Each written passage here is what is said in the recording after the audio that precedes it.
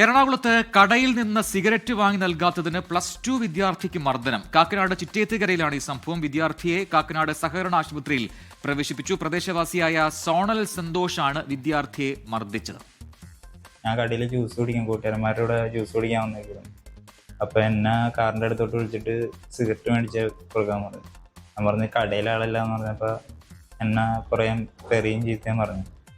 അപ്പൊ ആള് എന്താണ്ട് അടിച്ചിട്ടുണ്ടായി. അപ്പൊ ഞാൻ മിണ്ടിയൊന്നുമില്ല. കടേൻ്റെ അകത്തോട്ട് പോയപ്പോ എന്നെ പിന്നെ തെറിയൊക്കെ പറഞ്ഞു. ഉമ്മാക്കൊക്കെ വിളിച്ചപ്പോ ഞാൻ പിന്നെ റിയാക്ട് ചെയ്തു. തിരിച്ച് ചോദിച്ചു എന്തിനാ ഉമ്മാക്ക് വിളിക്കണേന്ന്. അപ്പൊ അങ്ങേര് ആള് കാറിൽ നിന്ന് ഇറങ്ങി വന്നിട്ട് കടേൻ്റെ അകത്തോട്ട് തന്നെ തള്ളി കയറ്റി കടേൻ്റെ അകത്തോട്ട് ഇടിയായിരുന്നു. എസ് ശ്യാംകുമാർ കൊച്ചിയിൽ നിന്ന് ചേരുന്ന വിവരങ്ങളുമായി. ശ്യാം, ആരാണ് ഈ സോണൽ സന്തോഷ്? ഗുണ്ടയാണോ? എന്താ സംഭവം?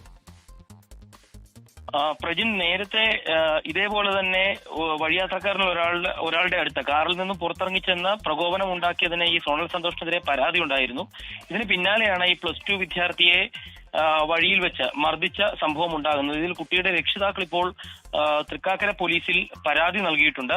ഈ സംഭവം ഉണ്ടാകുന്നത് ഇയാൾ കാറിൽ ഇരുന്നുകൊണ്ട് കുട്ടിയോട് തനിക്ക് സിഗരറ്റ് വാങ്ങി നൽകാൻ ആവശ്യപ്പെട്ടു. അത് പറ്റില്ല എന്ന് കുട്ടി പറഞ്ഞതോടെയാണ് കുട്ടി അസഭ്യം പറയുകയും മർദ്ദിക്കുകയും ചെയ്തിരിക്കുന്നത്. ഏതായാലും ഈ പ്രദേശത്ത് സ്ഥിരമായി ചില കുഴപ്പങ്ങൾ ഉണ്ടാക്കുന്നയാളാണ് ഇയാളെന്ന് പോലീസും പറയുന്നുണ്ട്. ഏതായാലും ഈ സംഭവത്തിൽ നിലവിൽ കുട്ടിയുടെ രക്ഷിതാക്കളുടെ പരാതിയിൽ പോലീസ് അന്വേഷണം ആരംഭിച്ചിട്ടുണ്ട്.